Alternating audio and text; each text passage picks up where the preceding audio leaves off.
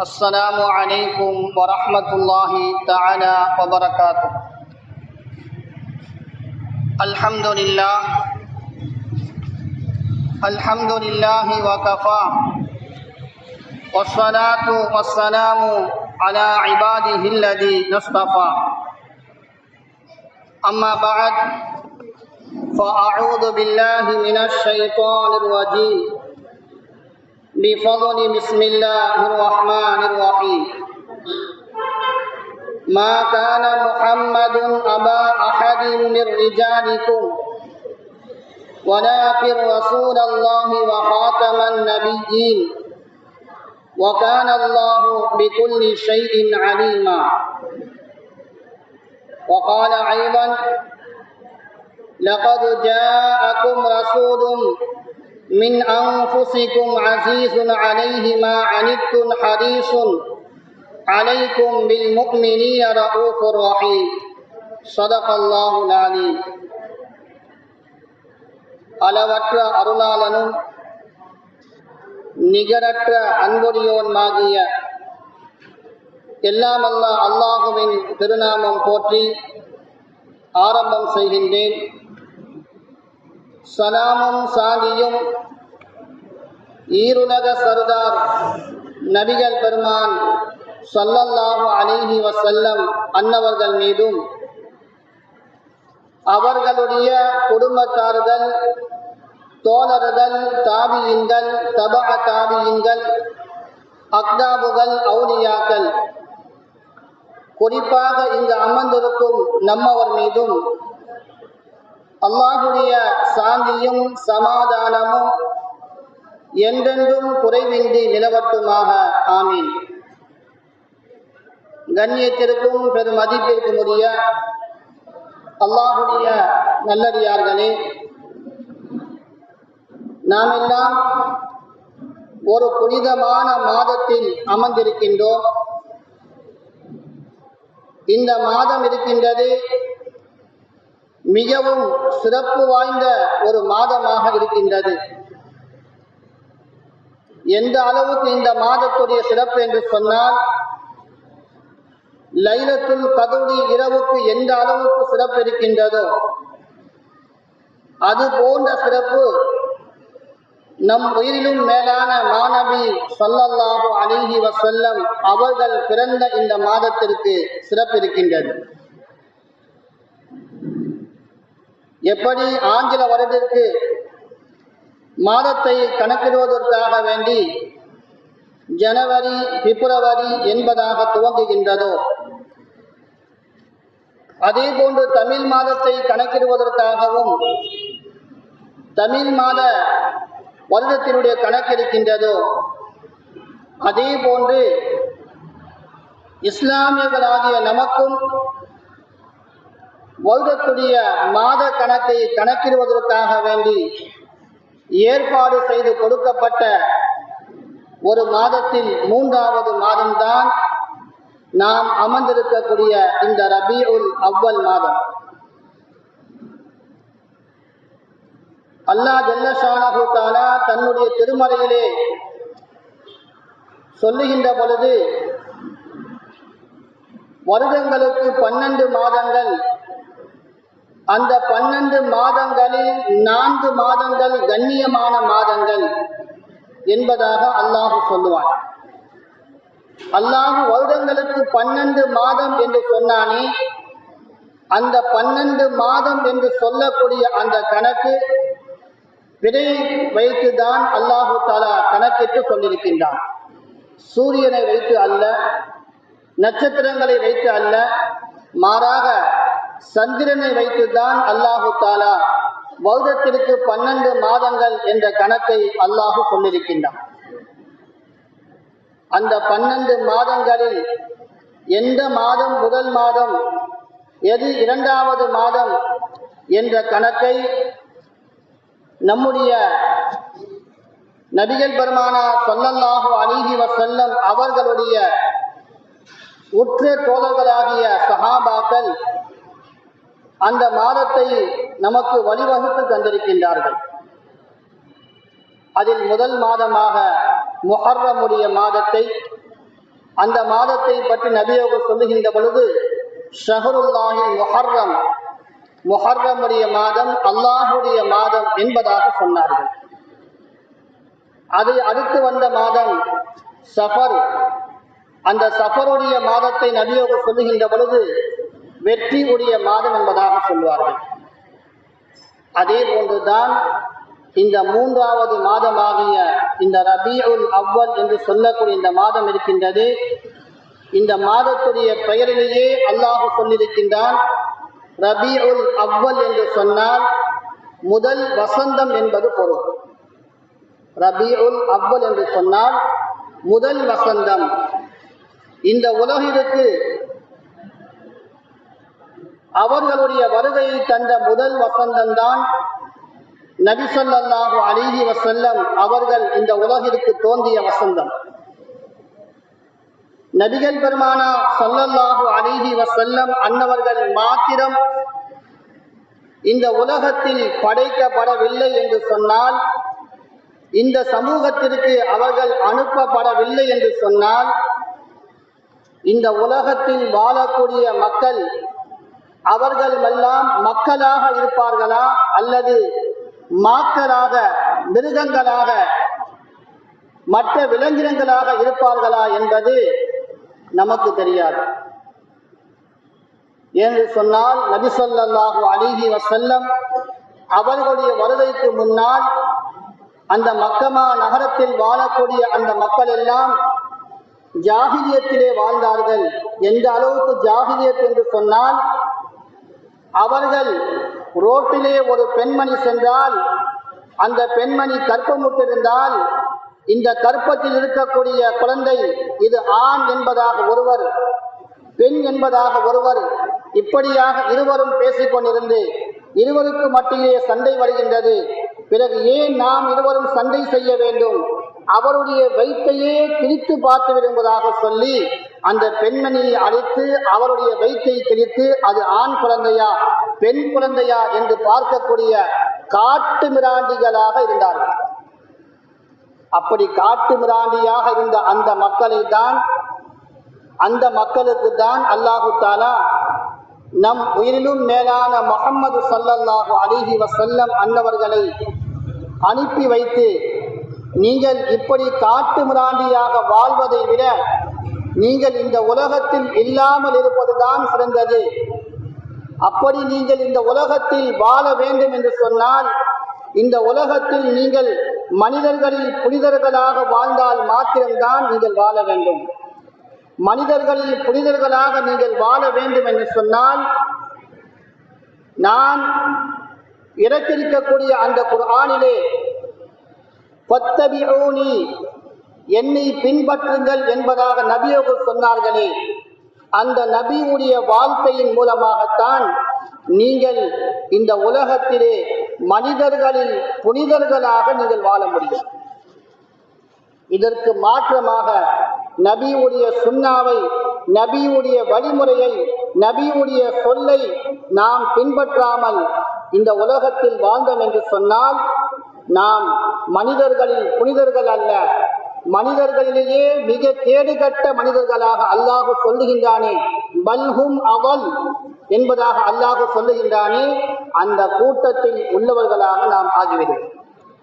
எனவே கண்ணியமிக்க அல்லாஹுடைய நல்லடியார்களே, இந்த மாதத்திற்கு சஹாபாக்கள் மூன்றாவது மாதமாகிய ரபீஉல் அவ்வல் என்று சொல்லக்கூடிய இந்த மாதத்திற்கு முதல் வசந்தம் என்பதாக பொருள் வைத்திருக்கின்றார்கள். ரபி என்று சொன்னால் வசந்தம், அவ்வல் என்று சொன்னால் முதல், ஆரம்பம், ஆரம்ப வசந்தம். இந்த ஆரம்ப வசந்தம் என்பது நபி ஸல்லல்லாஹு அலைஹி வஸல்லம் அவர்களை படைக்காவிட்டால் இந்த உலகத்தையே படைக்க மாட்டேன் என்பதாக அல்லாஹ் சொன்னான். அந்த நபியை படைப்பதின் காரணமாகத்தான், அந்த நபியை இந்த உலகிற்கு அனுப்புவதின் காரணமாகத்தான், அந்த நபியை ஹபீபாக தேர்ந்தெடுத்ததின் காரணமாகத்தான் இந்த மூன்றாவது மாதமாக இந்த மாதத்திற்கு ரபீஉல் அவ்வல் என்பதாக வைக்கப்பட்டிருக்கின்றது. அல்ஹம்துலில்லாஹ், அல்லாஹு தஆலா இந்த ரபீஉல் அவ்வல் என்று சொல்லக்கூடிய இந்த மாதத்திற்கு எவ்வளவு சிறப்புகள் இருக்கின்றதோ அந்த சிறப்புகள் எல்லாம் விளங்கி அந்த மாதத்தில் நாம் என்னென்ன நல்ல அமல்கள் செய்கின்றோமோ அந்த அமல்களுக்கு அல்லாஹு தஆலா அதிகமான கூலிகளை தருவானாக. இந்த ரபியுல் அவ்வல் மாதம் இருக்கின்றது, மிக மிக ஒரு புனிதமான ஒரு மாதம். ஏனென்று சொன்னால் இந்த மாதத்தில்தான் நம் உயிரிலும் மேலான மாநபி ஸல்லல்லாஹு அலைஹி வஸல்லம் அவர்கள் பிறந்த ஒரு மாதம். அவர்கள் பிறந்த ஒரு நாள் இந்த மாதத்தில் தான் இருக்கின்றது. அவர்கள் இந்த உலகை விட்டு பிரிந்த ஒரு நாளும் இந்த மாதத்தில் தான் இருக்கின்றது. அதனால்தான் உலமாக்கள் இந்த மாதம் துவங்கிவிட்டால் நபியின் மீது புகழ் பாடுகின்றார்கள், நபியுடைய வரலாறை சொல்லுகின்றார்கள், நபியை பற்றி பேசுகின்றார்கள், நபியை பற்றி கேட்க வைக்கின்றார்கள். இன்னைக்கு நாமும் இந்த பள்ளிவாசலிலே நபி ஸல்லல்லாஹு அலைஹி வஸல்லம் அவர்களுடைய வாழ்க்கை வரலாறுகளை கேட்கிறோம் என்று சொன்னால் மீலாது விழா என்பதாக ஏற்பாடு செய்து நாம் செய்து கொண்டிருக்கின்றோம், அதை கேட்டுக் கொண்டிருக்கிறோம் என்று சொன்னால் எதற்காக? நபி ஸல்லல்லாஹு அலைஹி வஸல்லம் அவர்களை அறிந்து கொள்வதற்காக, நபி ஸல்லல்லாஹு அலைஹி வஸல்லம் அவர்களை பற்றி தெரிந்து கொள்வதற்காக. நபி ஸல்லல்லாஹு அலைஹி வஸல்லம் அவர்கள் சொல்லுவார்கள், நபி ஸல்லல்லாஹு அலைஹி வஸல்லம் அவர்களை பற்றி அறிவதற்கின்றது அது மிக மிக அவசியமாக இருக்கின்றது. எப்படி குர்ஆனை கற்றுக்கொள்வது நமக்கு கடமையோ, குர்ஆனை எப்படி கற்றுக்கொள்வது நமக்கு கடமையோ, அதே போன்று மார்க்கத்துடைய கல்வியை கற்றுக்கொள்வது நமக்கு கடமை. தலபுல் இல்மி ஃபரீதத்துன் அலா குல்லி முஸ்லிமின் வ முஸ்லிமா. ஒவ்வொரு ஆணும் பெண்ணும் மார்க்கத்துடைய இந்த கல்வியை கற்றுக்கொள்வது கட்டாய கடமை என்பதாக நபிகள் பெருமானார் ஸல்லல்லாஹு அலைஹி வஸல்லம் அன்னவர்கள் சொன்னார்கள். அந்த மார்க்க கல்வி என்று சொன்னால் என்ன? மார்க்க கல்வி என்பது நபி ஸல்லல்லாஹு அலைஹி வஸல்லம் அன்னவர்கள் காட்டி தந்த அந்த வழிமுறை தான் மார்க்க கல்வி. நபி ஸல்லல்லாஹு அலைஹி வஸல்லம் அவர்கள் வாழ்ந்து காட்டினார்களே அதுதான் மார்க்க கல்வி. நபி அவர்கள் செய்து காட்டினார்களே அதுதான் மார்க்க கல்வி. நபியுடைய ஒவ்வொரு அசைவையும் சஹாபாக்கள் பார்த்து பார்த்து அதை நமக்கு சொல்லி தந்தார்களே அதுதான் மார்க்க கல்வி. இப்படி நபியுடைய ஒவ்வொரு விஷயங்களையுமே அவர்கள் சஹாபாக்கள் நமக்கு சொல்லி தந்தார்களே அதுதான் மார்க்கத்துடைய கல்வியாக இருக்கின்றது. கண்ணியமிக்க அல்லாஹ்வுடைய நல்லடியார்களே, இந்த மார்க்க கல்வியை கற்றுக்கொள்வது நம் அனைவர் மீதும் கட்டாய கடமையாக இருக்கின்றது.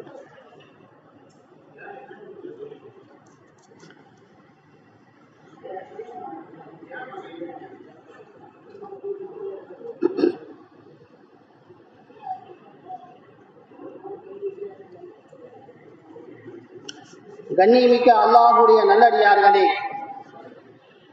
அல்லாஹ் ஜல்லஷானஹு தஆலா இந்த உலகை விட்டு நாம் மறைந்து விட்டோம் என்று சொன்னால், மரணித்து விட்டோம் என்று சொன்னால், நம்மை கபரில் அடக்கம் செய்ததற்கு பிறகு நம்மிடம் மலக்கு வந்து 3 கேள்விகள் கேட்பார்கள்.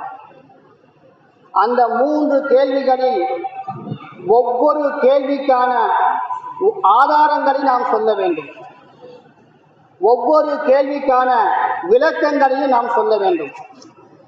மர் ரப்புக, மா நபியுக, மா தீனுக. உன்னுடைய ரப்பு யார்? உன்னை படைத்த இறைவன் யார்? நீ உலகத்தில் யாரை வணங்கிக் கொண்டிருந்தாய்? யாரை நீ கடவுளாக ஏற்றுக்கொண்டிருந்தாய் என்பதாக கேட்கப்படும். இந்த உலகத்தில் நாம் வாழுகின்ற பொழுது அல்லாஹுக்கு முழுமையாக கட்டுப்பட்டு வாழ்ந்திருந்தால் மட்டும்தான் நான் சொல்ல முடியும், என்னுடைய ரப்பு அல்லாஹ் என்ற வார்த்தை சொல்ல முடியும். நாம் இந்த உலகத்தில் அல்லாஹ் ரசூலுக்கு அல்லாஹுக்கு கட்டுப்படாமல் இந்த உலகத்தில் வாழ்ந்து விட்டோம் என்று சொன்னால் அங்கே மர் ரப்புக என்று கேட்கின்ற பொழுது லா அதிரி, எனக்கு தெரியாது, ரப்பு என்று சொன்னால் யார் என்பது எனக்கு தெரியாது என்பதாக சொல்லிவிடும். அதன் பிறகு 2வது கேள்வி கேட்கப்படும், மா நபியுக, உன்னுடைய நபி யார் என்பதாக கேட்கப்படும். இந்த உலகத்தில் வாழுகின்ற பொழுது நபியுடைய வாழ்க்கையை நம்முடைய வாழ்க்கையில் கொண்டு வந்தால் மாத்திரம்தான் நாம் அந்த கபரிலே கேட்கின்ற பொழுது என்னுடைய நபி முஹம்மது ஸல்லல்லாஹு அலைஹி வஸல்லம் என்ற வார்த்தையை நம்மால் சொல்ல முடியும். அதே சமயத்திலே நபி ஸல்லல்லாஹு அலைஹி வஸல்லம் அவர்களை பற்றி அல்லாஹ் இந்த கபரிலே மலக்கை வைத்து கேட்கின்ற பொழுது உன்னுடைய நபி யார் என்று கேட்கின்ற பொழுது என்னுடைய நபி முஹம்மது ஸல்லல்லாஹு அலைஹி வஸல்லம் அவர்கள் என்பதாக நாம் சொல்லுகின்ற பொழுது மலக்குகள் கேட்பார்கள், அதற்கு என்ன உன்னிடத்தில் ஆதாரம் இருக்கின்றது, என்ன சாட்சி இருக்கின்றது என்பதாக மலக்குகள் கேட்பார்கள். நபி ஸல்லல்லாஹு அலைஹி வஸல்லம் அவர்களுடைய வாழ்க்கையை நாம் தெரிந்து கொண்டால் மாத்திரம்தான், அவர்களை பற்றி இந்த உலகத்தில் வாழும் பொழுது அவர்களுடைய வாழ்க்கையை நம்முடைய வாழ்க்கையில் கொண்டு வந்தால் மாத்திரம்தான் அதை நாம் கேட்கின்ற கேள்விகளுக்கு நம்மால் சரியான விடைகள் சொல்ல முடியும். மா நபியூக்க என்று அல்லாஹு தஆலா மலக்குகளை வைத்து கேட்ட பொழுது நாம் நபியுடைய வாழ்க்கையை இந்த உலகத்தில் வாழாமல் இருந்துவிட்டோம் என்று சொன்னால் அந்த கேள்விக்கும் லா அதிரி என்பதாகத்தான் நாம் சொல்லுவோம். லா அதிரி என்பதாக நாம் சொன்னோம் என்று சொன்னால் அல்லாஹு தஆலா நம்முடைய கால்களை பிடிக்கும்படி பூமிக்கு உத்தரவிடுவான். நம்முடைய விலா எலும்புகளை ஒன்றோடு ஒன்று சேர்கின்ற அளவுக்கு கபரை நெருக்குவான். பூமி இருக்கின்றதே அது சொல்லும், இந்த உலகத்தில் வாழ்ந்த மனிதர்களிலேயே நீதான் மிக கேடு கட்டவன், என் முதுகுக்கு மேலால் நடந்த மக்களிலேயே நீதான் எனக்கு மிகவும் அருவருப்பானவன் என்பதாக பூமி சொல்லி, நான் இப்பொழுது நடந்து கொள்ளக்கூடிய முறையை பார் என்பதாக சொல்லி அந்த பூமி அவனை ஒன்றோடு ஒன்று நெருக்கும். அவனுடைய விலா எலும்புகள் ஒன்றோடு ஒன்று கோர்த்து கொள்ளும் அளவுக்கு அவனை நெருக்கும். ஆனால் இந்த கேள்விக்கான விடையை நாம் சொல்லிவிட்டோம் என்று சொன்னால் அந்த கபராகியது, அந்த பூமியாகியது சொல்லும், இந்த பூமிக்கு மேலால் என் முதுகுக்கு மேலால் நடந்த மக்களிலேயே நீதான் மிக சிறந்த மனிதன், நீதான் உயர்ந்த மனிதன். எனவே இப்பொழுது என்னிடம் நீ ஒப்படைக்கப்பட்டிருக்கின்றாய், நான் நடந்து கொள்ளும் விதத்தை பார் என்பதாக சொல்லி அந்த கபூர் தன்னுடைய கண் எட்டிய தூரத்துக்கு விசாலமாக அந்த கபூர் ஆகிவிடும். எனவே கண்ணியமிக்க அல்லாஹ்வுடைய நல்லடியார்களே, இந்த கபூர் நமக்கு விசாலமாக ஆக வேண்டும் என்று சொன்னால் நபி ஸல்லல்லாஹு அலைஹி வஸல்லம் அவர்களுடைய வாழ்க்கை வரலாறுகளை நாம் தெரிந்து கொள்ள வேண்டும். நபி ஸல்லல்லாஹு அலைஹி வஸல்லம் அவர்களுடைய வாழ்க்கையை பற்றி பல ஹதீஸ்களிலே, பல கிதாபுகளிலே, பல இமாம்கள் எத்தனையோ விஷயங்கள் எழுதியிருக்கின்றார்கள். நபி ஸல்லல்லாஹு அலைஹி வஸல்லம் அவர்கள் சொல்லுவார்கள், பல்லிகு அன்னி வலு ஆயா, ஒரே ஒரு சின்ன செய்தியை என் சம்பந்தமாக நீ கேட்டிருந்தாலும், ஒரே ஒரு சின்ன செயலை என் விஷயமாக நீ பார்த்திருந்தாலும் அதை நீ மற்றவருக்கு எத்திவை. அதனால் தான் இன்னைக்கு இந்த மார்க்கத்திலே குழப்பங்களை ஏற்படுத்தக்கூடிய மக்கள் இருக்கின்றார்களே, அவர்கள் குழப்பங்களை ஏற்படுத்துவதற்காக வேண்டி அவர்களுக்கென்று தன ஹதீஸ்கள் வைத்திருக்கின்றார்களே, அந்த ஹதீஸ்களை எல்லாம் பார்த்தோம் என்று சொன்னால் ஹபரே வாஹிதாகத்தான் இருக்கும். ஹபரே வாஹித் என்று சொன்னால் ஒரே ஒரு நபர் அறிவித்திருப்பார், அது போன்ற ஹதீஸ்களாகத்தான் இருக்கும். உதாரணத்திற்கு தொழுகையிலே அத்தஹியாத்திலே விரலை அசைக்கின்றார்களே, அது ஒரே ஒரு சஹாபித்தான் அறிவித்தார்கள். அந்த சஹாபியும் அவர்கள் பார்த்ததின் காரணமாக சொன்னார்கள். ஏனென்று சொன்னால் நபி அவர்கள் சொல்லியிருக்கின்றார்கள், என்னுடைய ஒவ்வொரு அசைவையும் நீ பார்த்தால் நீ மக்களுக்கு சொல்ல வேண்டும் என்று சொல்லியிருக்கின்றார்கள். அதனால் அந்த சஹாபி சொன்னார்கள், நான் பார்த்தேன் நபி ஸல்லல்லாஹு அலைஹி வஸல்லம் அவர்கள் அத்தஹியாத்தில் இருக்கின்ற பொழுது அவர்களுடைய விரல் அசைக்கப்பட்டது என்பதை. எனவே கண்ணியமிக்க அல்லாஹ்வுடைய நல்லடியார்களே, இப்படி சஹாபாக்கள் நபியுடைய ஒவ்வொரு விஷயங்களையும், அவர்களுடைய உச்சந்தலையிலிருந்து உள்ளங்கால் வரை எல்லா விஷயங்களையும் நபி ஸல்லல்லாஹு அலைஹி வஸல்லம் அவர்களுடைய அனைத்து செயல்களையும் சஹாபாக்கள் பார்த்து நமக்கு சொல்லி தந்திருக்கின்றார்கள். அந்த செயல்முறைகளை நாம் எல்லாம் பின்பற்றினோம் என்று சொன்னால் கபரிலே நம்மை வைக்கப்பட்டவுடன் நாம் கேட்கக்கூடிய அந்த கேள்விகளுக்கு சரியான விடை நாம் சொல்ல முடியும். இன்னைக்கு உலகத்திலே பார்க்கிறோம், திடீர் மரணங்கள் எவ்வளவோ நடந்து கொண்டிருக்கின்றது. திடீர் மரணங்கள் எவ்வளவோ நடந்து கொண்டிருக்கின்றது. ஆரம்ப காலத்திலே வயதான காலத்தில் தான் வஃபாத் ஆகுவார்கள். ஆனால் இன்னைக்கு யாருடைய உயிரை பற்றி நம்மால் வாதம் கொடுக்க முடியாது, உறுதி கொடுக்க முடியாது. இவன் நாளை வரை இருந்து கொண்டிருப்பான், நான் அடுத்த மூச்சு வரை இருந்து கொண்டிருப்பேன் என்பதாக யாராலையும் சொல்ல முடியாது. எனவே கண்ணியமிக்க அல்லாஹ்வுடைய நல்லடியார்களே, அடுத்த நொடி நம்முடைய நிலைமை என்னவாகும் என்று தெரியாத நாம் நம்முடைய வாழ்க்கையில் எவ்வளவு நாள் நம்முடைய மூச்சு வந்து கொண்டிருக்கின்றதோ, நம்முடைய மூச்சு வெளியிலே வருகின்றதோ, நம்முடைய மூச்சு காற்று உள்ளே செல்லுகின்றதோ, அப்படியெல்லாம் ஒவ்வொரு மூச்சுக்காகவும் ஒவ்வொரு வினாடிக்காகவும் நபியுடைய ஒவ்வொரு செயலையும் நாம் தெரிந்து கொள்வது அவசியமாக இருக்கின்றது. நபி ஸல்லல்லாஹு அலைஹி வஸல்லம் அன்னவர்கள் சொல்வார்கள், மா ஹாதர் ரஜுல் அல்லதி புஇஸ ஃபீக்கும். நம்மை கபரிலே வைக்கப்பட்டவுடன் 3 கேள்விகளில் இரண்டாவது கேள்வியாக உன்னுடைய நபி யார் என்று கேட்கின்ற பொழுது, என்னுடைய நபி ஹபீப் முஹம்மது ஸல்லல்லாஹு அலைஹி வஸல்லம் அவர்கள் என்பதாக நாம் சொல்லுவோம். சொன்னதற்கு பிறகு அந்த மலக்குகள் கேட்பார்கள், உங்களுக்கு அனுப்பப்பட்ட இந்த மனிதரை குறித்து நீ என்ன சொல்லிக் கொண்டிருந்தாய் உலகத்தில்?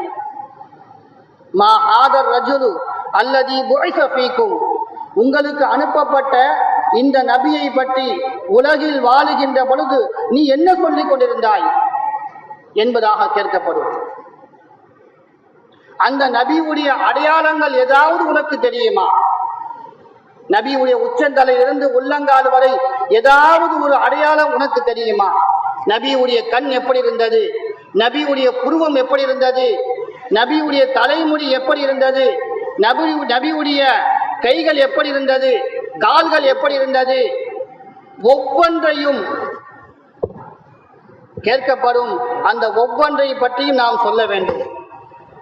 அதில் ஏதாவது ஒரு கேள்விக்காவது நாம் ஆன்சர் செய்தால்தான் நம்முடைய கபருடைய வாழ்க்கை நமக்கு விசாலமாக ஆக்கப்படும். அந்த கேள்விகள் ஒரு கேள்விக்கு நாம் பதில் சொல்லவில்லை என்று சொன்னால் கபரு நெருக்கடியாக ஆக்கப்படும். எனவே கண்ணியமிக்க அல்லாஹ்வுடைய நல்லடியார்களே, நபி ஸல்லல்லாஹு அலைஹி வஸல்லம் அவர்களுடைய வாழ்க்கைகளை நாம் தெரிந்து கொள்வது அவசியமாக இருக்கின்றது. நபி ஸல்லல்லாஹு அலைஹி வஸல்லம் அவர்களுடைய வாழ்க்கையை பற்றி ஏராளமான செய்திகள் இருக்கின்றது. நபி ஸல்லல்லாஹு அலைஹி வஸல்லம் அவர்கள் மரணமாகக்கூடிய ஒரு மனிதரை அவரை பார்த்து நபி அவர்கள் சொல்லுவார்கள், நீ இப்பொழுது இந்த பூமியை விட்டு வேறொரு உலகத்திற்கு நீ சென்று விட்டாய். அங்கே நடக்கக்கூடிய காட்சிகளை நீ உலகில் இருக்கின்ற போது பார்த்து கொண்டால் நீ இப்பொழுது அமைதியாக தூங்குவதை போன்று, அமைதியாக இருப்பதை போன்று பூமியில் இருந்திருக்க மாட்டாய். நீ கபரிலே நல்ல சலாமத்தாக ஆரோக்கியமாக நீ இருக்க வேண்டும் என்று சொன்னால் இந்த பூமியிலே நீ கஷ்டப்பட வேண்டும். பூமியிலே நபியுடைய சுன்னத்தை கடைபிடிக்க வேண்டும். அத்துன்யா சிஜ்னுல் முஃமின் வ ஜன்னத்துல் காஃபிரின். இந்த உலகம் இருக்கின்றதே முஃமின்களுக்கு சிறைச்சாலை, காஃபிர்களுக்கு தான் சுவனம் என்பதாக நபி அவர்கள் சொன்னார்களே, அந்த வாழ்க்கை இந்த உலகத்தில் வாழ வேண்டும். அப்படி வாழ்ந்தால்தான் இந்த கபருடைய வாழ்க்கை உனக்கு வெளிச்சமாக ஆகும். எனவே கண்ணியமிக்க அல்லாஹ்வுடைய நல்லடியார்களே, இன்னைக்கு நாமெல்லாம் எத்தனையோ பேர்கள் மரணிக்கின்றார்கள். அந்த மரணிக்கின்ற பொழுது அந்த மரணமானவர்களை தூக்கி கொண்டு போய் குளிப்பாட்டி கஃனிட்டு தொழுக வைத்து அடக்கம் செய்கின்றோம். அப்படி அடக்கம் செய்கின்ற பொழுது நாம் அந்த சமயத்திலே எத்தனையோ வார்த்தைகளை பேசிக் கொண்டிருக்கின்றோம். அவரை பற்றி இழிவாக, அல்லது அங்கே அடக்கப்பட்டிருக்கக்கூடிய மற்றவர்களை பற்றி எத்தனையோ தேவையில்லாத விஷயங்களை பேசுகின்றோம். ஒரு கணம் நாம் யோசித்து பார்க்க வேண்டும். இந்த கபரு தான் என்னுடைய தங்குமிடமாக இருக்கின்றது. இந்த இடம்தான் 6 அடி கொடிதான் என்னுடைய சொந்த வீடாக இருக்கின்றது. நபி ஸல்லல்லாஹு அலைஹி வஸல்லம் அன்னவர்கள் ஒரு நாள் ஒரு வீதியிலே செல்லுகின்றார்கள். ஒரு சஹாபி அவருடைய வீட்டை சரி செய்து கொண்டிருக்கின்றார். நபி ஸல்லல்லாஹு அலைஹி வஸல்லம் அவர்கள் கேட்டார்கள், என்ன செய்கின்றீர்கள்? அந்த சஹாபி சொன்னார்கள், யா ரசூலல்லாஹ், என்னுடைய வீட்டை நான் சரி செய்கின்றேன். இந்த பக்கம் சுவர் சரிந்திருக்கின்றது, வீட்டிலே தண்ணீர் ஒழுகுகின்றது, அதனால் சரி செய்கின்றேன் என்பதாக சொன்னார்கள். அப்போ நபி ஸல்லல்லாஹு அலைஹி வஸல்லம் அவர்கள் சொன்னார்கள், இந்த உலகத்தில் வாழக்கூடிய சொற்பமான வாழ்க்கைக்காக வேண்டி உன்னுடைய வீட்டை நீ சரி செய்கின்றாயே, இந்த உலகத்தை விட்டு நீ மரணித்த பிறகு, இந்த பூமியை விட்டு நீ சென்றதற்கு பிறகு கபருடைய வாழ்க்கையிலே நீ தங்க போகின்றாயே, அதுதான் உன்னுடைய நிரந்தரமான வீடு. அந்த வீட்டிற்காக வேண்டி, அந்த வீட்டை பிரம்மாண்டமான வீடாக ஆக்குவதற்காக வேண்டி, அந்த வீட்டிலே ஏசி காத்து வருவதற்காக வேண்டி, அந்த வீட்டிலே சொகுசாக வாழ்வதற்காக வேண்டி நீ என்ன காரியத்தை செய்தாய் என்பதாக கேட்டார். சாதாரண முறையில் ஒரு வீட்டை அலங்கரித்ததற்காக சவத்தை, இடிந்த சவத்தை சரி செய்ததற்கே நபி அவர்கள் சொல்கிறான்னு சொன்னால், இன்னைக்கு நாம் எவ்வளவு பிரம்மாண்டமான வீடுகள் கட்டுகின்றோம். அந்த வீடுகளுக்கு சில பேர்கள் வருடத்திற்கு ஒரு முறை பயன்படுத்துகின்றார்கள், அழகுபடுத்துகின்றார்கள். வருடத்திற்கு ஒரு முறை அந்த வீட்டிற்கு லைட்டுகளை சோடிக்கின்றார்கள். வருடத்திற்கு ஒரு முறை, மாதத்திற்கு ஒரு முறை எத்தனையோ மாற்றங்களை செய்கின்றார்கள். கண்ணியமிக்க அல்லாஹ்வுடைய நல்லடியார்களே, இப்படியெல்லாம் இந்த உலகத்தில் மாற்றங்களை செய்து சொற்பமான வாழ்க்கைக்காகவே நாம் தயார் செய்கின்றமே, இந்த வாழ்க்கையின் மூலமாக எந்த ஒரு பிரதிபலிப்பும் நமக்கு கிடைக்காது. அதனால்தான் சஹாபாக்கள் யாராவது ஒரு ஜனாசாவை தூக்கி சென்றால், ஜனாசாவை தூக்கி செல்கின்ற பொழுது யாராவது பேசினால், அல்லது அடக்கம் செய்கின்ற பொழுது நிற்கக்கூடியவர்கள் யாராவது பேசினால் எச்சரிக்கை செய்வார்கள். பேசாதீர்கள், இங்கு வந்துமா பேசுகின்றீர்கள், இங்கு வந்துமா இந்த மாதிரி விஷயங்களை சொல்லுகின்றீர்கள் என்பதாக எச்சரிக்கை செய்வார்கள். அதையும் தாண்டி யாராவது பேசினால் அவர்கள் அதிகமாக கண்டிப்போடு சொல்லுவார்கள். இப்னு மஸ்ஊத் ரலியல்லாஹு அன்ஹு அவர்கள் ஒரு முறை ஒரு ஜனாசாவில் கலந்து கொண்டு வருகின்ற பொழுது, அந்த ஜனாசாவை தூக்கி வரக்கூடிய மக்கள் பேசிக்கொண்டு வந்தார்கள். ஆரம்பத்திலே கண்டித்தார்கள். அந்த மக்கள் மறுபடியும் அந்த மக்கள் பேசுகின்ற பொழுது, அந்த சஹாபாக்கள் பேசுகின்ற பொழுது, நபியுடைய சொல்லுக்கு மீறி நீங்கள் மறுபடியும் பேசுகின்றீர்களா? இந்த நேரத்திற்கு நீங்கள் பேசுகின்றீர்களா? இனி நான் ஒருபோதும் உங்களோடு பேச மாட்டேன், என்னுடைய மௌத்து வரை என்பதாக சொன்னார். கண்ணியமிக்க அல்லாஹ்வுடைய நல்லடியார்களே, இன்னைக்கு நம்முடைய நிலைமை எப்படி இருக்கின்றது? கபருஸ்தான் இருக்கின்ற பொழுதுதான் நாம் அவரை அடக்கம் செய்து துவா ஓதிவிட்டு வருவதற்குள்ளால் எத்தனையோ கபராளிகளை பற்றி பல பலாவை கழுவி விடுகின்றோம். ஒரு கணம் நாம் யோசித்து பார்க்க வேண்டும், இதே குழிக்கு நாமும் ஒரு நாள் வர இருக்கின்றோம், நம்மையும் இப்படிதான் தூக்கி வருவார்கள், 4 பேர் தூக்கி வந்து இதே போன்றுதான் புதைப்பார்கள் என்று யோசித்து பார்த்தோம் என்று சொன்னால், நமக்கு அந்த கபரிலே யாசின் சூராவையும் தபாரக்கல் சூராவையும் ஓத மட்டும்தான் நமக்கு மனம் வரும்.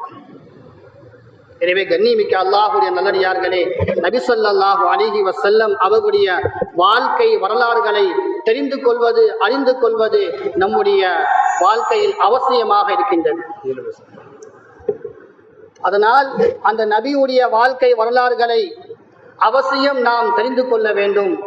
அந்த அடிப்படையில் தான் ஒவ்வொரு நாளும் பிறை ஆரம்பத்திலிருந்து கடைசி, அதாவது 12வது பிறை வரை ஒவ்வொரு நாளும் ஒவ்வொரு தலைப்பின் கீழ் நபியுடைய வாழ்க்கை வரலாறுகளை இங்கே பேசப்படுகின்றது. அந்த அடிப்படையிலே இன்று எனக்கு கொடுக்கப்பட்ட தலைப்பு, நானே எடுத்துக்கொண்ட தலைப்பு, மனம் கமலும் மாநபி ஸல்லல்லாஹு அலைஹி வஸல்லம் அவர்களுடைய அற்புதங்கள்.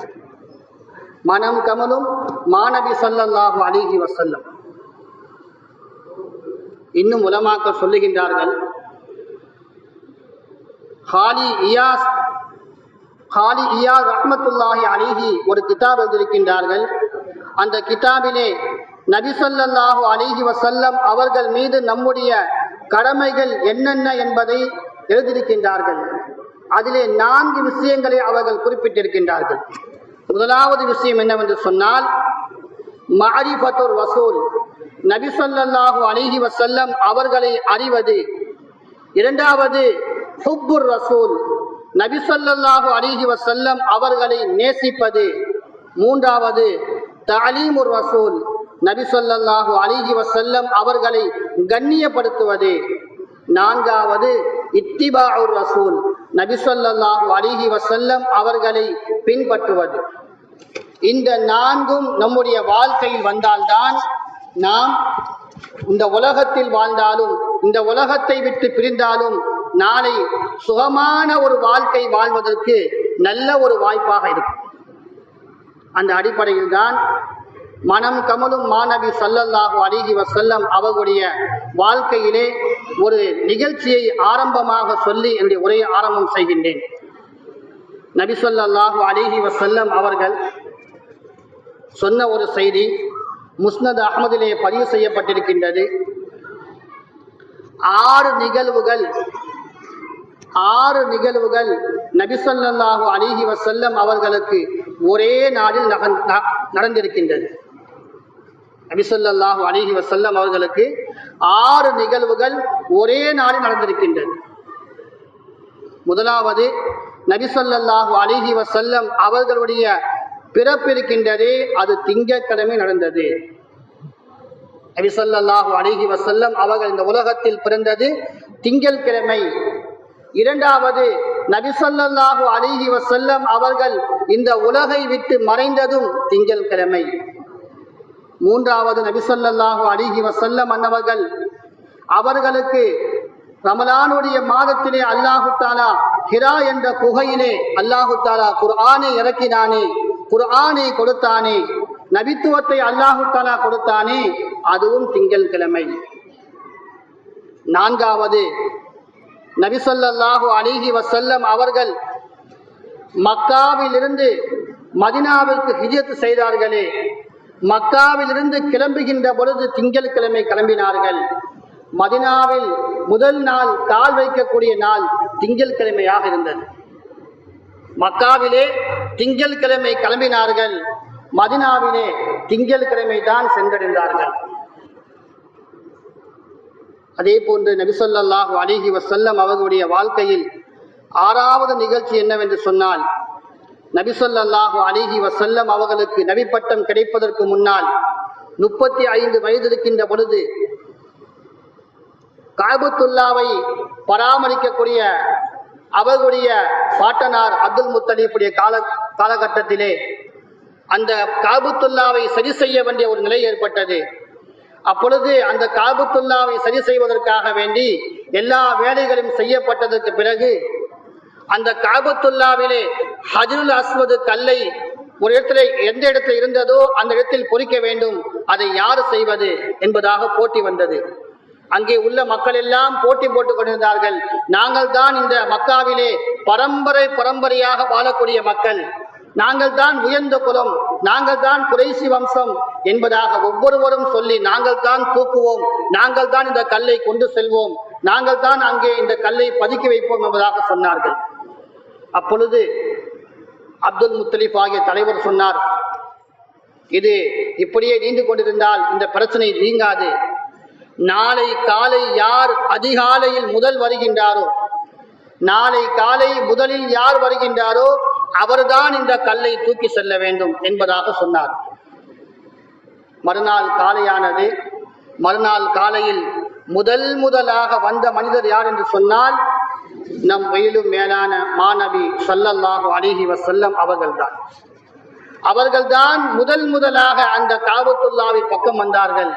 அதனால் எல்லா மக்களும் சேர்ந்து சொன்னார்கள், இந்த ஹஜ்ருல் அஸ்வது கல்லை எடுத்து வைப்பதற்கு முழு தகுதி முஹம்மது ஸல்லல்லாஹு அலைஹி வஸல்லம் அவர்களுக்குத்தான் இருக்கின்றது என்பதாக எல்லோரும் சொன்னார்கள். அந்த கல்லை எடுக்கக்கூடிய அந்த நாள் திங்கட்கிழமையாக இருந்தது. இந்த 6 நிகழ்வுகளும் திங்கட்கிழமை நடந்தது என்பதாக முஸ்னத் அஹ்மதிலே பதிவு செய்யப்பட்டிருக்கின்றது. இது நபி ஸல்லல்லாஹு அலைஹி வஸல்லம் அவருடைய அற்புதங்களில் ஒரு அற்புதம். அதே போன்று நபி ஸல்லல்லாஹு அலைஹி வஸல்லம் அவர்கள் மரண படுக்கையில் இருக்கின்றார்கள். அப்பொழுது அபூபக்கர் சித்தீக் ரலியல்லாஹு அன்ஹு அவர்கள் நபி ஸல்லல்லாஹு அலைஹி வஸல்லம் அவர்களை வந்து பார்த்து நெற்றியிலே முத்தமிடுகின்றார்கள். முத்தமிட்டு விட்டு சொல்லுவார்கள், திபுத்து ஹய்யுன் வ திபுத்து மையித்துன், திபுத்து ஹய்யுன் வ திபுத்து மையித்துன்.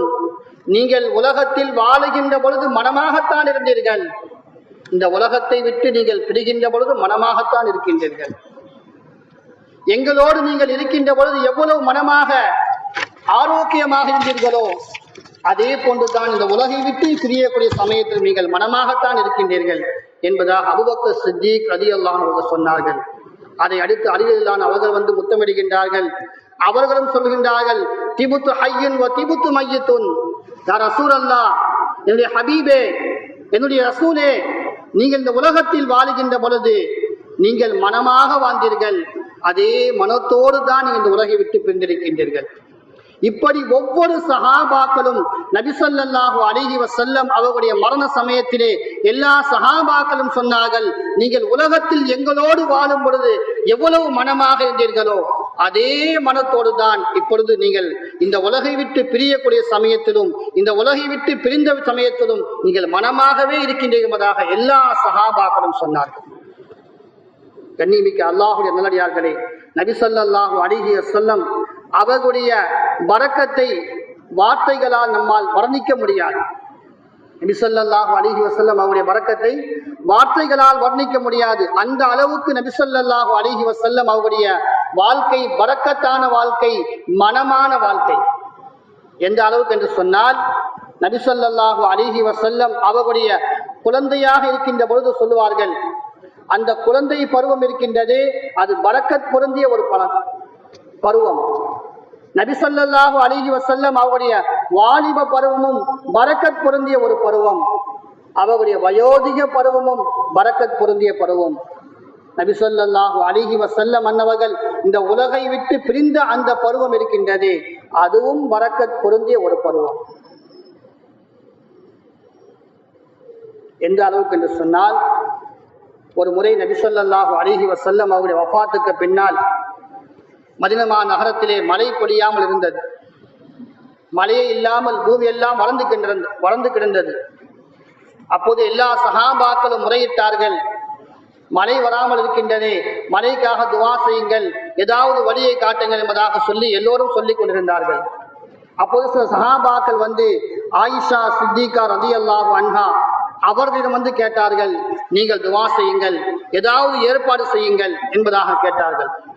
அப்பொழுது ஆயிஷா சித்திகா ரலியல்லாஹு அன்ஹா சொன்னார்கள், நபியுடைய கபரிலே ஒரு துவாரத்தை போடுங்கள், அந்த கபருக்கும் வானத்துக்கும் கபருக்கும் மத்திய ஒரு துவாரத்தை போடுங்கள், அந்த துவாரத்துக்கு நேராக எந்த ஒன்றும் மறைப்பு இல்லாமல் நேராக வானம் தெரியக்கூடிய அளவுக்கு ஒரு துவாரத்தை போடுங்கள் என்பதாக சொன்னார்கள். அதே போன்று ஒரு துவாரம் போடப்பட்டது. துவாரம் போடப்பட்டதுதான் தாமதம், மழை கொட்டு என்பதாக கொட்டியது. இன்றைக்கு நாம் பார்க்கலாம், அந்த குப்பா இருக்கின்றதே, அந்த குப்பாவுடைய வரைபடத்தை நம்ம ஜூம் பண்ணி பார்த்தோம் என்று சொன்னால் அந்த குப்பாவிலே ஒரு இடத்திலே ஒரு சின்ன ஓட்டை போன்று ஒன்று தெரியும். இன்றைக்கும் நபி ஸல்லல்லாஹு அலைஹி வஸல்லம் அவருடைய அந்த கபரிலே அந்த ஓட்டை இருக்கின்றது. அந்த ஓட்டைக்கு நேராக வானத்தில் எந்த ஒரு மறைப்பும் கிடையாது. கபரில் இருக்கக்கூடிய அந்த ஓட்டைக்கு நேரால் வானம் வரை எந்த ஒரு மறைப்பும் எந்த ஒரு திரையும் கிடையாது, திறந்த வழியாக இருக்கின்றது. இது நபி ஸல்லல்லாஹு அலைஹி வஸல்லம் அவர்கள் இறந்ததற்கு பிறகு அந்த கபருடைய மனத்தின் காரணமாக, அந்த கபருடைய மனம் கவர்ந்ததின் காரணமாக அல்லாஹு தஆலா மழையை இந்த பூமிக்கு பொழிய வைத்தார். அதே போல் நபி ஸல்லல்லாஹு அலைஹி வஸல்லம் அவர்களை பற்றி கிதாபுகளை பலவிதமான எழுதுகின்றார்கள். நபி ஸல்லல்லாஹு அலைஹி வஸல்லம் அவர்கள் பிறந்ததற்கு பிறகு பால் ஊட்டுவதற்காக நபி அவர்களை 2-3 தாய்மார்கள் பால் ஊட்டினார்கள். அதிலே ஹலிமத்து சாதியா ரலியல்லாஹு அன்ஹா, ஹஜ்ரத் ஹலிமத்து சாதியா ரலியல்லாஹு அன்ஹா ஆமினாவிடமிருந்து நபியுடைய தாயார் ஆமினா அவர்களிடமிருந்து பிள்ளையை கொண்டு செல்லுகின்றார்கள். அவர்கள் செல்லுகின்ற பொழுது அவர்கள் வந்த அந்த ஒட்டகம் இருக்கின்றது, மெலிந்த ஒட்டகமாக இருந்தது. எப்பொழுது நபி அவர்களை தூக்கினார்களோ அப்போது அந்த ஒட்டகம் கொழுத்த ஒட்டகமாக மாறிவிட்டது. எப்பொழுது அவர்கள் அந்த ஒட்டகத்திலே நபி அவர்களை ஏற்றினார்களோ அதுவரை அந்த ஒட்டகத்திலிருந்து எந்த ஒரு பாலும் கறக்க முடியாமல் இருந்தது. நபி அவர்கள் அந்த ஒட்டகத்தில் ஏறியவுடன் அவர்களுடைய அந்த பரக்கத்தின் காரணமாக, அவர்களுடைய அந்த மனமான ஆரோக்கியமான வாழ்க்கையின் காரணமாக அல்லாஹ் அந்த ஒட்டகத்திலிருந்து பாலை சுரக்க வைத்தான். ஹலிமத்து சாதியா ரலியல்லாஹு அன்ஹா நபி அவர்களை தூக்கி கொண்டு ஊருக்கு செல்லுகின்றார்கள். நபி அவர்களை தூக்கி கொண்டு சென்றதற்கு பிறகு சில காலங்களுக்கு பிறகு அவருடைய வீட்டிலே ஒரு நிகழ்ச்சியை பார்க்கின்றார்கள். என்ன நிகழ்ச்சி என்று சொன்னால், நபி ஸல்லல்லாஹு அலைஹி வஸல்லம் அவர்களை 2-3 பேர்கள் வந்து அவருடைய வயிற்றை கிழிக்கின்றார்கள். கிழித்து இருதயத்தை எடுக்கின்றார்கள். எடுத்து ஜம்ஜம் தண்ணீரால் கழுவப்படுகின்றது. கழுவப்பட்டு மீண்டும் அந்த இதயத்தை அதே போல வைத்து, எப்படி நாம் ஒருவருக்கு ஹார்ட் ஆபரேஷன் செய்தால் எப்படியெல்லாம் செய்யப்படுமோ அது போன்ற ஒரு ஹார்ட் ஆபரேஷன் செய்து அதை தைக்கின்றார்கள்.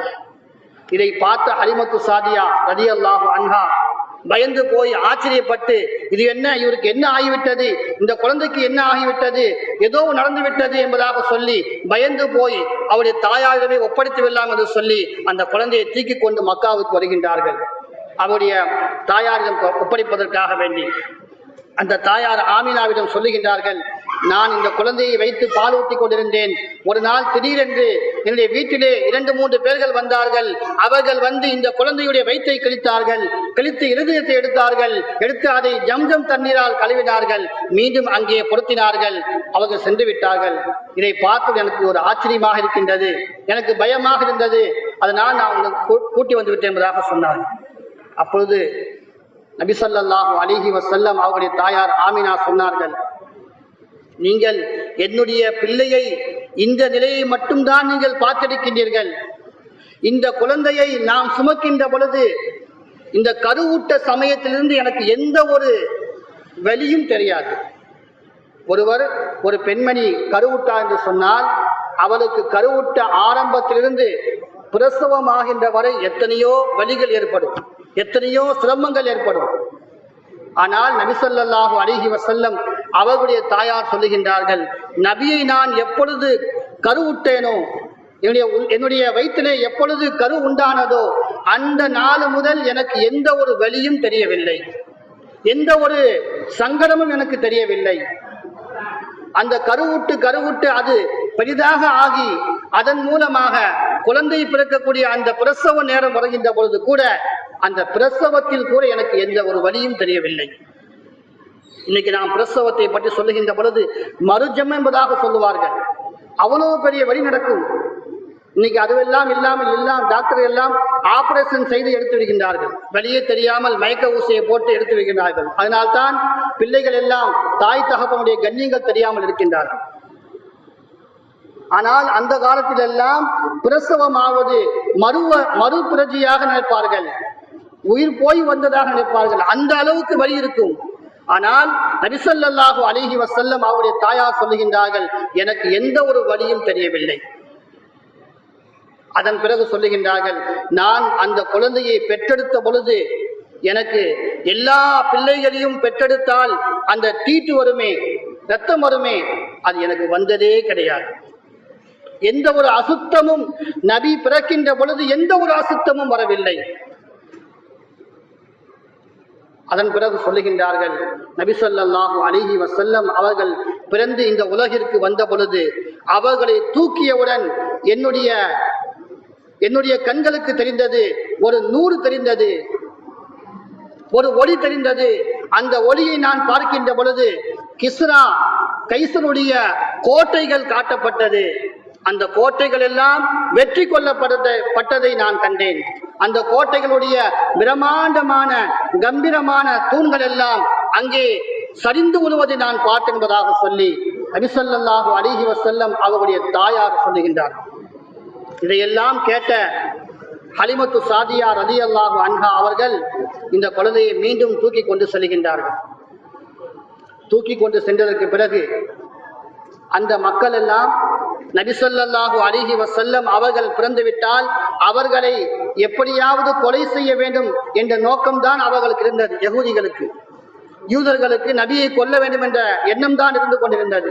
ஏன்னு சொன்னால் நபி ஸல்லல்லாஹு அலைஹி வஸல்லம் அன்னவர்கள் அவர்களுடைய வம்சத்தில் வரவில்லை, அவர்களுடைய பனீஸுடைய கூட்டத்தில் வரவில்லை என்பதற்காக வேண்டி இந்த கடைசி நபியாகிய இவரை கொல்ல வேண்டும் என்பதற்காக வேண்டி அவர்கள் திட்டம் தீட்டிக் கொண்டிருந்தார்கள்.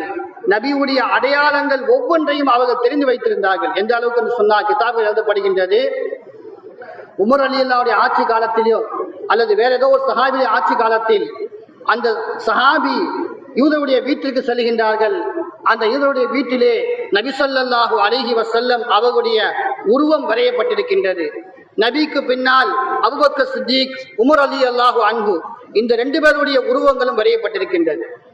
அப்பொழுது அந்த மனிதர் பார்த்துவிட்டு கேட்கின்றார், இதையெல்லாம் எப்படி நீங்கள் வரைந்தீர்கள்?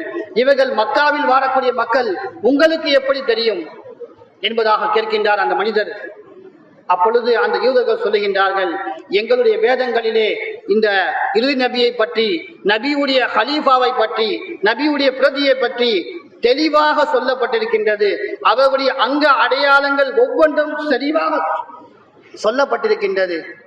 அதனால் அதை வைத்துதான் நாங்கள் இந்த உருவத்தை வரைந்திருக்கின்றோம். இதற்கு முன்னால் நபி அவர்கள் பார்க்கவில்லை அந்த யூதர்கள். ஆனால் அவர்களுடைய வேதத்தில் சொல்லப்பட்ட அடையாளங்களை வைத்து நபியுடைய உருவங்களை வரைந்திருக்கின்றார்கள். அபூபக்கர் சித்திக் ரலியல்லாஹு உருவங்களை வரைந்திருக்கின்றார்கள். உமர் ரலியல்லாஹு உருவங்களை வரைந்திருக்கின்றார்கள். அப்பொழுது அந்த மனிதர் பார்த்துவிட்டு மீண்டும் மக்காவிற்கு வந்தவுடன் அவர் இஸ்லாத்தை ஏற்றுக்கொண்டார். இந்த நபி இவ்வளவு பெரிய புனிதமானவர் என்பதாக சொல்லி, அவ்வளவு பிரமாண்டமான பாக்கியம் பெற்றவர்கள் தான் நபிகள் பெருமானார் ஸல்லல்லாஹு அலைஹி வஸல்லம். அந்த நபி ஸல்லல்லாஹு அலைஹி வஸல்லம் அவர்களுடைய இந்த பிறப்பை பற்றியெல்லாம் நபியுடைய தாயார் சொன்ன பொழுது ஹலிமத்து சாதியா தூக்கி கொண்டு செல்கின்றார்கள். அங்கே ஹலிமத்து சாதியா அவர்களிடமும் இந்த யூதர்கள் வருகின்றார்கள். வந்து, இந்த குழந்தை யாருடைய குழந்தை? இந்த குழந்தைக்கு பிறக்கின்ற பொழுது வலி இருந்ததா? இந்த குழந்தை பிறந்ததுக்கு பிறகு வலி இருந்ததா? ரத்தம் வந்ததா? எதுவெல்லாம் நபி ஸல்லல்லாஹு அலைஹி வஸல்லம் அவருடைய தாயார் சொன்னார்களோ அதை அத்தனையும் கேட்கின்றார்கள். இந்த ஹலிமத்து சாதியா அவர்கள் எல்லா விஷயத்தையும் சொல்லுகின்றார்கள். ஆனால் ஒரே ஒரு விஷயத்தை மட்டும் மறைத்து விட்டார்கள்.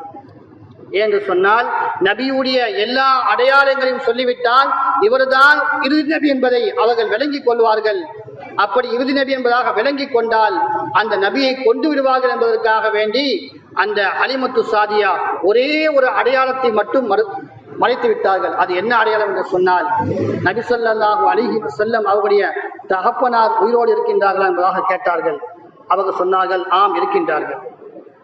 நபியுடைய தகப்பனார் உயிரோடு தான் இருக்கின்றார்கள். இது என்னுடைய குழந்தை தான், என்னுடைய கணவர் உயிரோடு தான் இருக்கின்றார்கள் என்பதாக சொன்னார்கள். அவர்கள் மட்டும் நபியுடைய தகப்பனார் இறந்து விட்டார்கள் என்பதாக சொன்னால் நாங்கள் இந்த குழந்தையை கொண்டு விடுவோம் என்பதாக சொல்லி அந்த யூதர்கள் சொல்லிவிட்டு சென்றார்கள். எனவே கண்ணியமிக்க அல்லாஹ்வுடைய நல்லடியார்களே, நபியுடைய அத்தனை அடையாளங்களையும் அந்த யூதர்கள் தெரிந்து வைத்திருந்தார்கள். ஆனால் இன்னைக்கு நாம் எத்தனை அடையாளங்கள், நபியுடைய அடையாளங்கள் தெரிந்து வைத்திருக்கின்றோம்? கபரில் வைக்கப்பட்டவுடன் நபியுடைய நபி முத்திரையை பற்றி கேட்கப்பட்டால் நாம் என்ன பதில் சொல்வது? நபியுடைய நபி முத்திரை இருக்கின்றது, அது புறா முட்டையை போன்ற அளவில் இருக்கும். அந்த முத்திரையை பற்றி கூட கேட்கப்படும். அல்லது நபி ஸல்லல்லாஹு அலைஹி வஸல்லம் அவருடைய தலைமுடி எத்தனை இருந்தது, அந்த தலைமுடியிலே நரைத்தை முடிகள் எத்தனை இருந்தது, இதுவெல்லாம் கேட்கப்படும். நாம் என்ன பதில் சொல்லுவது? சஹாபாக்கள் நபியுடைய ஒவ்வொரு அங்கங்களையும் பார்த்து பார்த்து சொன்னார்கள். நபி ஸல்லல்லாஹு அலைஹி வஸல்லம் அவருடைய தலையிலும் தாடியிலுமாக சேர்த்து 17 அல்லது 20 முடிகள் தான் நரைத்திருந்தது. 17-20 முடிகள் தான் நபி ஸல்லல்லாஹு அலைஹி வஸல்லம் அவருடைய தலையில் முடிகள் நரைத்திருந்தது. இந்த அப்துல் முத்தலிப் இருக்கின்றார்களே, அவர்கள் இந்த நபி ஸல்லல்லாஹு அலைஹி வஸல்லம் அவர்களை வளர்த்து வந்தார்கள்.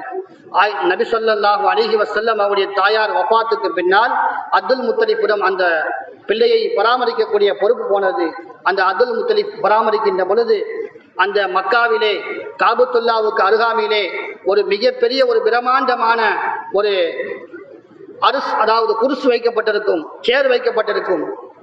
அந்த சேரிலே அப்துல் முத்தலிப் தான் பெரிய தலைவர், அவர் மட்டும்தான் உட்கார வேண்டும். அப்படி அந்த உட்கார வைக்கக்கூடிய அந்த சேர் இருக்கின்றது, அதில் வேறு யாரு உட்கார்ந்தாலும் அப்துல் முத்தலிப் கோபப்படுவார். அந்த சமயத்திலே நபி ஸல்லல்லாஹு அலைஹி வஸல்லம் அவர்கள் விளையாட்டாக 7 வயசு சிறுவனாக இருக்கக்கூடிய நபி ஸல்லல்லாஹு அலைஹி வஸல்லம் அன்னவர்கள் விளையாடிக் கொண்டே வந்து அந்த சேரில் உட்கார்ந்து வருகின்றார்கள். உடனே அங்க இருக்கக்கூடிய காவலாளிகள் எல்லாம் பார்த்து அவர்களை எப்படியாவது எழுப்பிவிட்டு அவர்களை அந்த சேரை விட்டு எழுந்திருக்கும்படி சொல்லுகின்றார்கள். அதற்குள்ளாக அப்துல் முத்தலிப் வந்து வருகின்றார்கள். அவர்கள் சொன்னார்கள், என்னுடைய மகனை நீங்கள் எழுப்பாதீர்கள், என்னுடைய மகனை நீங்கள் தூக்காதீர்கள், என்னுடைய மகனை அந்த சேரை உட்கார வையுங்கள், அவர் இந்த உலகத்திற்கு ஒரு தலைவராகத்தான் வருவார், அவர் பிற்காலத்தில் ஒரு தலைவராக இருப்பார், எனவே அவருக்கு இந்த சேர் தகுதியானதுதான் என்பதாக சொல்லி அந்த சேரில் அப்துல் முத்தலிஃபுக்கு அடுத்து யாருமே உட்காராத அந்த சேரில் நபி ஸல்லல்லாஹு அலைஹி வஸல்லம் அவர்கள் உட்கார்ந்தார்கள். நபி ஸல்லல்லாஹு அலைஹி வஸல்லம் அவர்கள் 7 வயசை கடந்திருக்கின்ற பொழுது அப்துல் முத்தலிஃப் இறந்து விட்டார்கள். அப்துல் முத்தலிஃப் இறக்கின்ற பொழுது நபி ஸல்லல்லாஹு அலைஹி வஸல்லம் அவருடைய பெரிய தந்தையாகிய அபு தாலிபிடம் சொல்லிவிட்டு சென்றார்கள், இந்த குழந்தையை நீதான் பாதுகாக்க வேண்டும், இந்த குழந்தையை நீதான் பராமரிக்க வேண்டும். அந்த அப்துல் முத்தலிஃபுடைய பிள்ளைகளை அந்த நபி ஸல்லல்லாஹு அலைஹி வஸல்லம் அவருடைய பெரிய தந்தையாகிய அபு தாலிப் அவர் மிகப்பெரிய ஏழையாக இருந்தார், அதிகமான குழந்தைகள் உள்ளது அவருக்கு. அந்த அபு தாலிப் இந்த குழந்தையை நீதான் வளர்க்க வேண்டும் என்பதாக அப்துல் முத்தலிப் சொன்னதின் காரணமாக அந்த குழந்தையை வளர்க்க ஆரம்பிக்கின்றார். அதே சமயத்தில் அப்துல் முத்தலிப் சொன்னார்கள், இந்த குழந்தையை, இந்த மகனை நீ எப்படி வளர்க்க வேண்டும் என்று சொன்னால் அந்த குழந்தையை நீ கீழேயே போடக்கூடாது, அந்த குழந்தையை தூங்குகின்ற வரை நீ கீழேயே போடக்கூடாது, உன்னுடைய மடியில் தான் நீ வைத்துக் கொள்ள வேண்டும், மடியிலே வைத்துதான் நீ தூங்காட்ட வேண்டும், மடியிலே தான் நீ படுக்க வைக்க வேண்டும், உன்னுடைய மேலே தான் அந்த குழந்தை படுத்துக் கொள்ள வேண்டும் என்பதாக அவரிடம் சத்தியம் செய்து வாங்கினார். அந்த அப்துல் முத்தலிஃபுடைய அந்த சொல்லுக்கு கட்டுப்பட்டு அதே போன்ற அபு தாலிப் அந்த குழந்தையை வளர்த்துக் கொண்டிருந்தார். ஒரு நாள் இரவிலே தூங்கக்கூடிய சமயத்திலே இரவிலே தூங்குவதற்காக வேண்டி வேறொரு ஆடையை மாற்றும்படி அபு தாலிப் நபியிடம் சொல்லுகின்றார்கள். அப்போ அந்த அபு தாலிப் நபி ஸல்லல்லாஹு அலைஹி வஸல்லம் அவர்களிடம் சொல்லுகின்ற போது நபி அவங்க சொல்லுவார்கள், நீங்கள் இப்படி என்னை பார்த்து கொண்டிருக்கின்ற பொழுது நான் எப்படி துணியை மாற்றுவேன், நீங்கள் அந்த பக்கமாக திரும்பிக் கொள்ளுங்கள், நான் துணியை மாற்றிக் கொள்கிறேன். எந்த வயசில்? 7-8 வயசில். இன்னைக்கு நாம் எல்லாம் எவ்வளவு பெரிய வயசாக ஆனாலும் கூட அரைக்கால் டவுசரோடு எந்த துணியும் இல்லாமல் வெளியிலே செல்லுவதற்கு நாம் வெட்கம் இல்லாமல் இருக்கின்றோம். நம்முடைய பிள்ளைகள் 7-8 வயசாகின்றது, அமனங்கட்டையாக நாம் உலாவ வர வைக்கின்றோம், அரைக்கால் டவுசரோடு நாம் செல்ல வைக்கின்றோம் வெளியிலே. ஆனால் நபி ஸல்லல்லாஹு அலைஹி வஸல்லம் அவர்கள் அந்த சிறு வயசிலேயே பக்குவமாக இருந்தார்கள். யார்? அவருடைய பெரிய தந்தை தான். அந்த பெரிய தந்தையே பார்ப்பதை வெட்கப்பட்டார்கள். அதன் பிறகு அந்த பெரிய தந்தை அபு தாலிப் அவர்கள் திரும்பிக் கொண்டார்கள். நபி ஸல்லல்லாஹு அலைஹி வஸல்லம் அவர்கள் தன்னுடைய ஆடையை மாற்றிக் கொண்டார்கள். ஆடையை மாற்றியதற்கு பிறகு அந்த பெரிய தந்தையை பார்க்கின்றார்கள். நபி ஸல்லல்லாஹு அலைஹி வஸல்லம் அவர்களை பார்த்தால் அவர்களுடைய முகம் இருக்கின்றதே மிகவும் பிரம்மாண்டமான, மிகவும் ஒளி உள்ளதாக, மிகவும் நூறு உள்ளதாக, நல்ல ஒரு பிரகாசமான காட்சியாக பார்க்கின்றார். இன்னும் அப்துல் முத்தலிப் அந்த குழந்தையை ஒப்படைத்ததுக்கு பிறகு அந்த அபு தாலிப் அவர் சொல்லுகின்றார், நபி ஸல்லல்லாஹு அலைஹி வஸல்லம் அவர்களுடைய அற்புதங்களை பற்றி அவர் சொல்லுகின்றார். எப்படி என்று சொன்னால், இந்த நபி ஸல்லல்லாஹு அலைஹி வஸல்லம் சிறு குழந்தையாக இருக்கின்ற பொழுது நாம் எல்லாம் வீட்டிலே இரவிலே தூங்குகின்றோம். தூங்கிவிட்டு இருந்தோம் என்று சொன்னால் நம்முடைய தலைமுடிகள் எல்லாம் எப்படியோ மாறிவிடுகின்றது. எவ்வளவு சீவி விட்டு சிங்காரித்து விட்டு படுத்தாலும் கூட எழுந்திருக்கின்ற பொழுது பேயை கொண்டுதான் இருக்கின்றோம். ஆனால் நபி ஸல்லல்லாஹு அலைஹி வஸல்லம் அவர்களை பற்றி அவருடைய பெரிய தந்தை சொல்லுகின்றார், முஹம்மது ஸல்லல்லாஹு அலைஹி வஸல்லம் அவர்கள் எழுகின்ற பொழுது அவருடைய முகத்தினுடைய எந்த ஒரு மாற்றமும் இருக்காது, தூங்கியவுடைய எந்த அடையாளமும் இருக்காது. அது மட்டுமல்ல, தலையுடைய முடி இருக்கின்றதே அது சீவியதாகவே தான் இருக்கும்.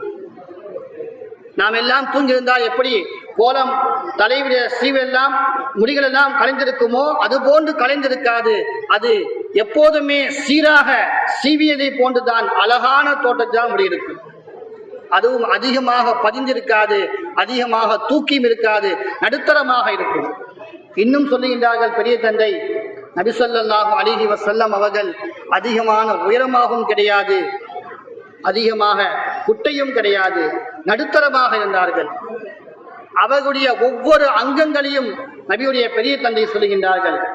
அது மட்டுமல்ல, நபி ஸல்லல்லாஹு அலைஹி வஸல்லம் அவர்கள் எங்கெல்லாம் செல்லுகின்றார்களோ அந்த இடமெல்லாம் அவர்கள் சென்று பல மணி நேரம் வரை அது மணந்து கொண்டே இருக்கும் என்பதாக சொல்லுவார்கள். கிதாபுகள் எழுதப்படுகின்றது, நபி ஸல்லல்லாஹு அலைஹி வஸல்லம் அவர்களை சஹாபாக்கள் இருட்டிலும் அறிந்து கொள்வார்கள், எவ்வளவு இருட்டாக இருந்தாலும் நபி அவர்களுடைய வருகை அறிந்து கொள்வார்கள். எப்படி என்று சொன்னால், நபி ஸல்லல்லாஹு அலைஹி வஸல்லம் அவர்கள் வந்துவிட்டால் அந்த நபியுடைய உடம்பில் இருந்து வரக்கூடிய அந்த நறுமணம் இருக்கின்றதே, அதை வைத்து நபி அவர்கள் நம்முடைய சபைக்கு வந்திருக்கின்றார்கள் என்பதை உணர்ந்து கொள்வார்கள். இன்னைக்கு போன்ற விளக்குகள் எல்லாம் அன்று கிடையாது. இரவாகிவிட்டால் மிகவும் இருட்டாகத்தான் இருக்கும். அப்படி இருட்டாக இருக்கக்கூடிய அந்த சமயத்திலே நபியுடைய வருகையை தெரிந்து கொள்வதற்கு அவர்களுடைய நறுமணத்தை, அவர்களுடைய மனத்தை அவர்கள் எல்லாம் பயன்படுத்தினார்கள். இன்னும் கிதாபு எழுதப்படுகின்றது, நபியுடைய மனைவிமார்கள் எல்லாம் இன்னைக்கு நம்முடைய மனைவிமார்கள், நம்முடைய பெண்கள் எல்லாம் எவ்வளவோ அத்தர்களை சென்ட்டுகளை பூசிக்கொண்டு வெளியே செல்கின்றார்களே, ஆனால் நபியுடைய மனைவிமார்கள் எல்லாம் நபியுடைய வேர்வையை எடுத்து அதை தான் பூசிக்கொள்வார்கள். அதுவே பல மணி நேரங்கள் மனமாக இருக்கும். நபியுடைய வேர்வையே பல மணி நேரம் மனமாக இருக்கும். அந்த அளவுக்கு நபி ஸல்லல்லாஹு அலைஹி வஸல்லம் அவர்கள் மனமுள்ளவர்களாக இருந்தார்கள். நபி ஸல்லல்லாஹு அலைஹி வஸல்லம் அவர்களை பற்றி ஹதீஸ் ஷரீஃபிலே வருகின்றது, அவர்கள் யாரையெல்லாம் தொடுகின்றார்களோ, யாரையெல்லாம் கை வைக்கின்றார்களோ, யார் மேலெல்லாம் கை வைக்கின்றார்களோ, எந்தெந்த பொருளெல்லாம் கை வைக்கின்றார்களோ, அந்த பொருளெல்லாம் அந்த இடமெல்லாம் மணந்து கொண்டே தான் இருக்கின்றது.